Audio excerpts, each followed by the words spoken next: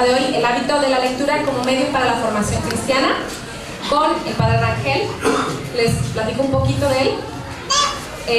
Tomó estudios para la supervisión de la construcción. Es el segundo sacerdote mexicano recientemente ordenado en la Fraternidad Sacerdotal San Pedro. Y a partir del próximo viernes, él ya fungirá como vicario en la Capellanía de la Inmaculada Concepción en la Ciudad de México. Le damos la bienvenida al padre Rangel.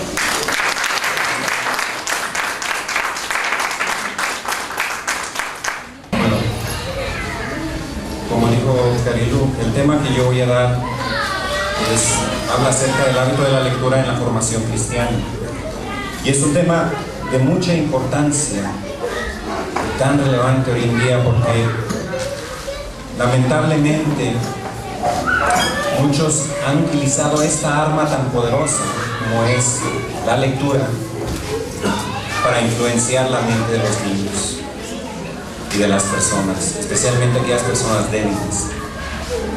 Hemos visto recientemente cómo los lobbies, especialmente aquellos que promueven la ideología de género, se están valiendo de los libros de texto en las escuelas públicas, para promover precisamente algo que va en contra de la moral, algo que va en contra de los principios que nosotros resguardamos celosamente, de nuestros principios y nuestros valores cristianos. Entonces es muy importante el que nosotros tengamos esto en mente para poder educar a los niños correctamente, para que crezcan y lleguen a ser no solamente personas de bien, buenos ciudadanos, buenos cristianos, pero también lleguen a ser personas virtuosas. El hábito de la lectura ha de hacer a la persona virtuosa, le ha de enseñar la virtud y a practicar la virtud. Pero ¿cómo es que sucede esto? Bueno, para entender la importancia de la lectura en la formación humana y cristiana es necesario estudiar precisamente cómo es que se lleva a cabo este proceso formativo a través de la literatura. Cabe mencionar que la literatura forma parte de las bellas artes. Aquí voy a hablar un poquito acerca del arte. Y las bellas artes son un conjunto de expresiones artísticas de naturaleza creativa y de valor estético o cultural que se agrupan en 6 disciplinas. Imagino que todos las saben, pero las voy a enumerar. Son la pintura, la escultura, la literatura, la danza, la música y la arquitectura. Algunos, desde el siglo XX, a mediados del siglo XX, incluyen el cine también como un arte, pero eso muchos pues lo discuten. Vamos a empezar por la definición de la palabra arte. El arte es una actividad humana que tiene como intención el producir cosas bellas. Hay que enfatizar que el arte es algo que manifiesta belleza. La belleza suprema es Dios. Y la creación más hermosa de arte, o la obra maestra de arte, es la creación misma. Y manifiesta la belleza de Dios, Dios creador. Y lo vemos en todo lo que nos rodea. Por eso decimos, el arte manifiesta la belleza, ¿verdad? Independientemente de la intención que tuvo el artista al concebir su obra. Santo Tomás, en la Suma Teológica, define el arte como aquello, dice, el arte no es más que la concepción correcta de la manera de hacer ciertas cosas. La concepción correcta de la manera de hacer ciertas cosas. El historiador Paul Janssen, en su libro Arte, una nueva historia, nos da una definición muy corta, pero muy interesante. Él dice, el arte es una actividad organizadora. Entonces, la literatura es un arte y como tal debe manifestar belleza, debe estar organizado y debe ser una concepción correcta, es decir, debe estar organizada dentro de la razón. Por eso muchos dicen que no se puede llamar arte a un libro que corrompe o que enseña cosas inmorales, porque no está dentro de la razón. El padre Peter Coffey, en su libro La ciencia de la lógica, nos dice que el arte, en el sentido más ordinario de la palabra, es una colección de reglas prácticas o preceptos que nos guían a realizar una obra, ya sea musical, de escultura o literatura, etc. Algunas de las cosas que podemos deducir de estas definiciones son que el arte es una actividad humana que manifiesta belleza, es una actividad intelectual, guiada por ciertas reglas, principios, estándares y preceptos. El arte es inseparable del orden y de la belleza. Y como todas las cosas, también el arte tiene ciertas reglas que se tienen que seguir al momento de concebir una obra. Para cada actividad humana hay ciertas reglas que tenemos que seguir. De lo contrario, el producto final no sería lo que esperamos. Estas reglas pueden ser muy simples o complicadas dependiendo de lo que queramos lograr. Para las diferentes formas de arte no se siguen las mismas reglas. Para hacer una escultura, como se seguirían para hacer una escultura, no es lo mismo hacer una escultura que hacer una pintura. Y no es lo mismo escribir una novela describiéndola, ¿verdad?, como lo es hacer cualquier otra obra de arte. Muchas veces, no sé si a ustedes les ha pasado, cuando leen un libro, una novela muy interesante, y después esa novela la convierten en una película. Muchas veces queda uno decepcionado, porque no pueden transmitir lo mismo que transmitió el autor en sus palabras, en su libro. Queda mucho por desear, o dejan mucho por desear. Entonces, todo arte hay que seguir las reglas que son. Y las reglas, hay 3 reglas generales que aplican a todo tipo de arte. La primera, una obra de arte debe ser ordenada, porque lo desordenado no transmite nada y se convierte en algo sin sentido. Debe ser inteligible, porque se ha de entender lo que se quiere expresar, y debe comunicar, porque las ideas que contiene las debe expresar de una manera clara y contundente. Son 3 reglas, podremos decir, universales, que aplican a todo arte. La buena literatura también le aplican estas 3 reglas. La buena literatura es ordenada, inteligible y puede comunicar, puede transmitir. Pero ¿qué tiene que ver el arte en la educación y en la formación? El arte siempre ha existido como una expresión humana. Desde la antigüedad los seres humanos han expresado en arte el entorno en el que vivían. Sus culturas, sus valores, sus costumbres, las han expresado a través de su arte. Eso lo vemos todavía en nuestros tiempos, especialmente en comunidades indígenas, cómo expresan su cultura a través de maravillosas obras de arte. el arte es una manera de expresar. Y antiguamente, pues a través de pinturas rupestres, esculturas, música, danza, literatura, y con ello estas culturas han trascendido el tiempo y el espacio. Han llegado a muchísima gente a través de los siglos y han logrado, ¿verdad?, educar a muchísima gente. Podemos, por ejemplo, veamos las grandes obras literarias, tanto de los griegos como de los latinos, como con sus obras de arte, ya sea plasmadas en mosaicos, en esculturas, en bellísimas obras que siguen transmitiendo conocimiento, incluso al hombre contemporáneo.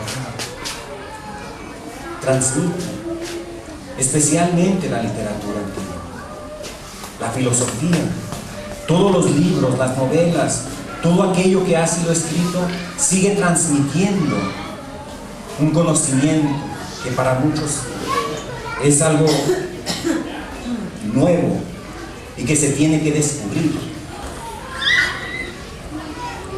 La literatura como arte es única porque transmite ideas, conocimiento, reflexiones y emociones a través de las historias y poemas. Toda literatura transmite algo, ya sea para bien o para mal.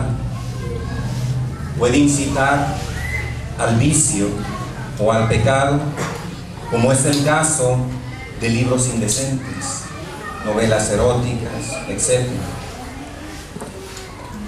O puede incitar a practicar las virtudes, como es el caso de los libros espirituales. Aunque muchos difieren en cuanto a la postura de que si la mala literatura se puede considerar arte, pues no ayuda en la formación de las personas. Lo que sí es que los malos libros no pueden aportar algo positivo a la sociedad. La mala literatura no aporta nada positivo a la sociedad, porque corrompe el buen orden de la sociedad y corrompe las costumbres de los ciudadanos. Y eso es lo que hemos visto que se ha estado logrando últimamente en los lugares donde se han implementado nuevos libros de texto. A los niños se les quiere hablar de educación sexual, que no está, un niño no está capacitado para entender ciertas cosas todavía, especialmente cuando no ha alcanzado el uso de razón. Y aún cuando ya ha alcanzado el uso de razón, o cuando ya es adolescente, no tienen por qué aprender en la escuela de erotismo, fetichismo, masoquismo, todo eso, o cómo darse placer a sí mismos. Libros de texto que han querido implementar en muchos países en Latinoamérica, incluso en México quieren hacer algo así. Quieren, por medio de los libros de texto, llegar a las mentes de nuestros niños para corromperlos, para que acepten la ideología de género, la homosexualidad, para que acepten cosas que van en contra de lo que nosotros hemos aprendido, lo que nos han enseñado nuestros padres, lo que nos ha enseñado nuestra familia. Y nosotros tenemos que poner un alto, tenemos que poner un hasta aquí. Nosotros tenemos la obligación, y ustedes tienen la obligación, de educar a sus hijos.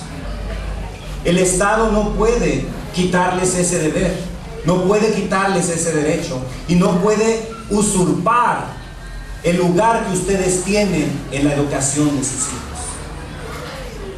Ustedes deciden qué es lo que quieren enseñar a sus hijos. No lo decide el Estado. Ustedes deciden cómo formarlos para que sean buenos ciudadanos, para que sean buenos cristianos, para que sean personas de bien. Pero eso les corresponde a ustedes. Y el gobierno o el Estado debe apoyar en la buena formación y en la buena educación.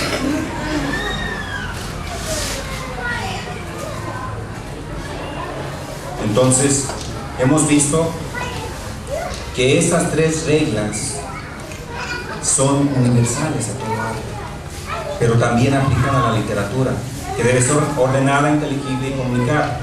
Y con esto ayudar a la formación de la persona, a la formación de los niños. Pero ¿cuál es la conexión? Ahora sí vamos a hablar de este tema.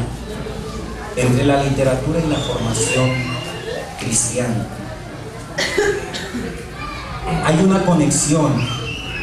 Voy a cambiar aquí un poquito. Hay una conexión entre el arte y la moral. El arte debe perfeccionar a la persona que lo contempla. Le debe hacer virtuoso. La literatura es un arte y debe hacer virtuosa a la persona que la lee, que la medita, que la escribe. La moral, la palabra moral viene del latín moris, que significa costumbre. De ahí viene moralis, que es lo relativo a los usos y costumbres. Es un conjunto de normas, de creencias, de valores y costumbres que dirigen o guían la conducta de las personas en la sociedad. La moral permite distinguir cuáles acciones son buenas y cuáles acciones son malas. Otra perspectiva la define como el conocimiento de lo que el ser humano debe hacer o evitar para conservar la estabilidad social. Hablar de moral es hablar de virtudes.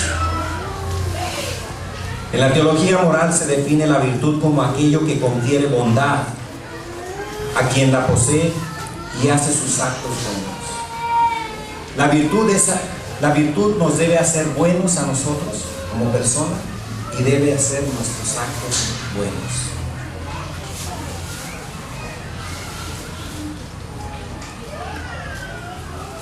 Hay dos clases de virtudes: las virtudes infusas, aquellas que Dios produce en el alma sin la necesidad o ayuda del hombre, y las virtudes adquiridas, aquellas que se adquieren o las adquiere el hombre tras la repetición de ciertos actos que le llevan a crear el hábito de la virtud. Ahora, la relación o en relación al objeto de las virtudes, estas pueden ser ya sea intelectuales, morales o teológicas. Las virtudes intelectuales perfeccionan al hombre en cuanto a su entendimiento de la verdad. Estas son entendimiento, sabiduría, conocimiento, prudencia y arte. El doctor Dennis McNerney, quien fuera profesor de filosofía en el seminario allá en Estados Unidos, en el seminario de la Fraternidad, en su libro de texto, La filosofía del arte, él solo enumera 3 virtudes intelectuales: conocimiento, entendimiento, raciocinio y sabiduría,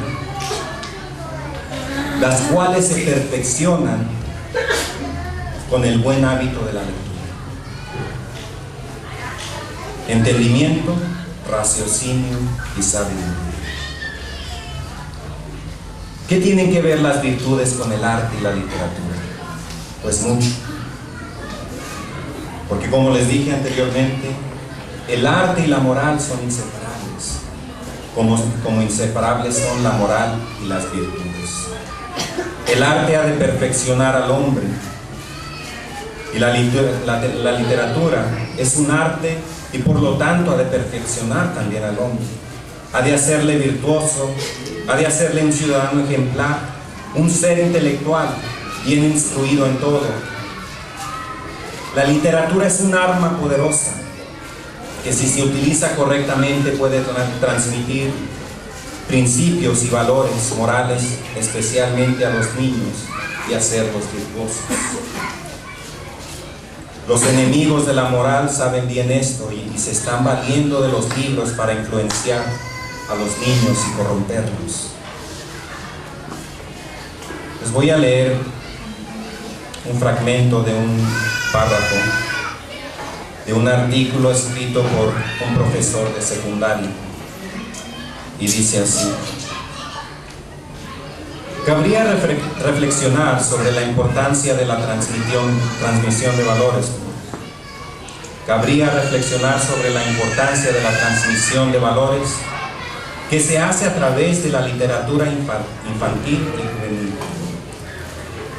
Es un lugar comúnmente aceptado que los libros de lectura que recomendamos y seleccionamos para nuestros alumnos deben ser un elemento de refuerzo de los valores humanistas y democráticos, favorecedores de la convivencia, de la tolerancia y del diálogo, que fomenten la integración social y que les hagan sensibles a cuestiones sociales como el racismo, el SIDA, la homosexualidad, la pobreza, la delincuencia, la anorexia.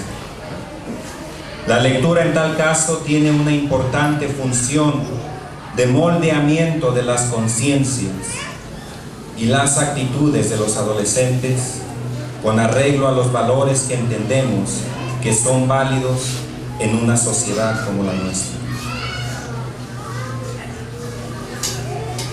De esto se están valiendo para transmitir lo que ellos consideran valores de una sociedad nueva. Pero lo único que están haciendo es corromper a nuestros niños y destruir el buen orden de la sociedad.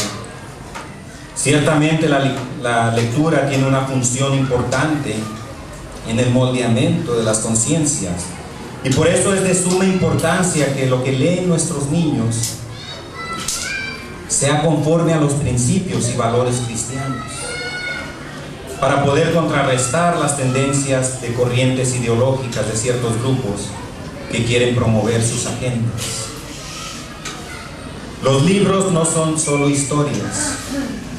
Hay libros que han marcado de una manera tan profunda la historia de la humanidad como lo es la Sagrada Escritura, en la cual vemos la importancia de la lectura asidua en la formación cristiana.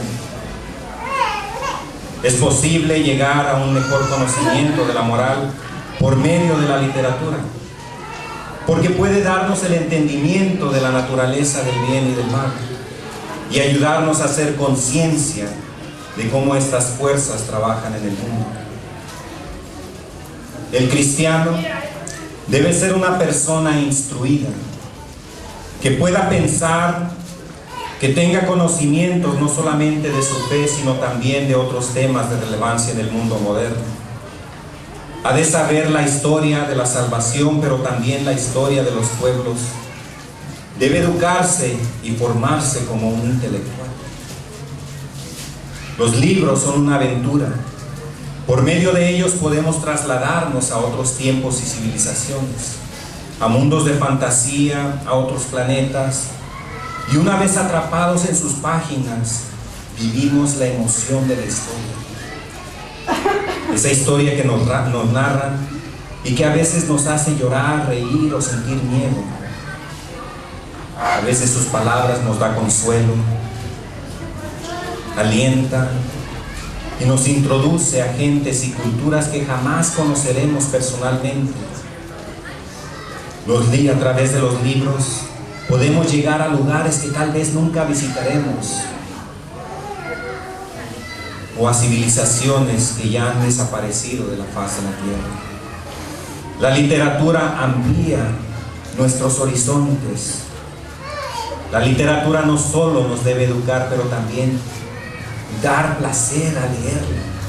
Debe ser placentero leer un libro, sentarse, saborearlo, disfrutarlo. Estas son funciones más básicas de la literatura, que existe para enseñarnos cosas, para decirnos aquello que desconocemos, pero ante todo para educarnos y para formarnos y para formar las conciencias de los niños. A todo esto voy a cerrar con algo pequeño, un comentario pequeño acerca de la lectura espiritual. Encontré por ahí en la mesa, y son citas de San Alfonso María de Ligorio, y dice: tan necesaria quizás como la oración es la lectura de los libros santos para la vida espiritual. Escribe San Bernardo: la lectura espiritual nos prepara para la oración y para la práctica de las virtudes. Y luego añade: la lectura y la oración son las armas con que se vence al demonio y se conquista el cielo. Luego explica el santo sobre aquel pasaje de San Mateo: buscad y hallaréis, buscad leyendo y encontraréis meditando. La lectura pone el alimento en la boca para masticarlo por medio de la meditación. Advierte San Jerónimo que cuando oramos le hablamos a Dios, cuando leemos le oímos.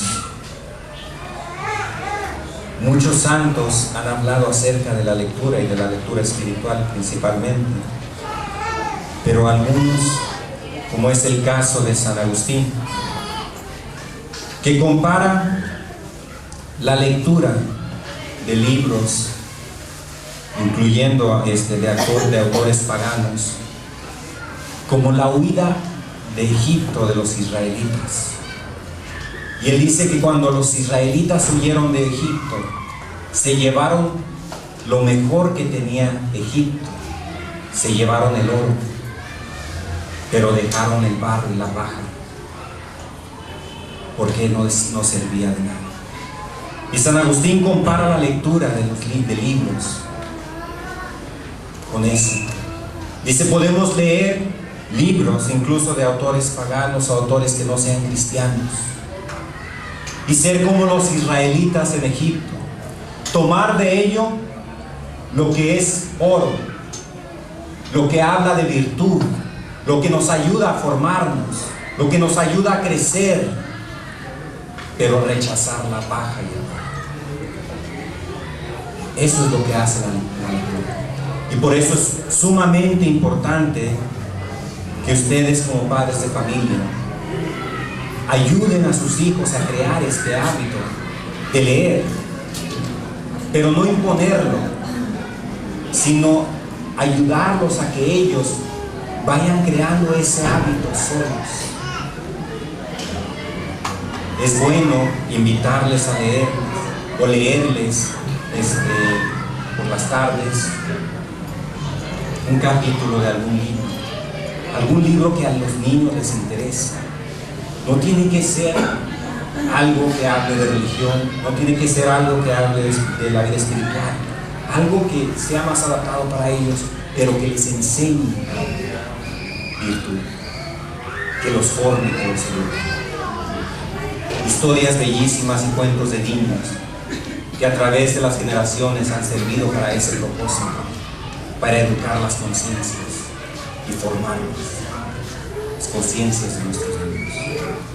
Que Dios les bendiga. Eso es todo lo que yo tenía preparado para este tema. Ahorita vamos a prepararnos también para la Santa Misa.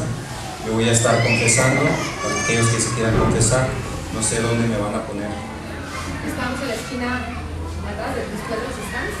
Por ahí está el padre. Bueno, entonces allá los espero.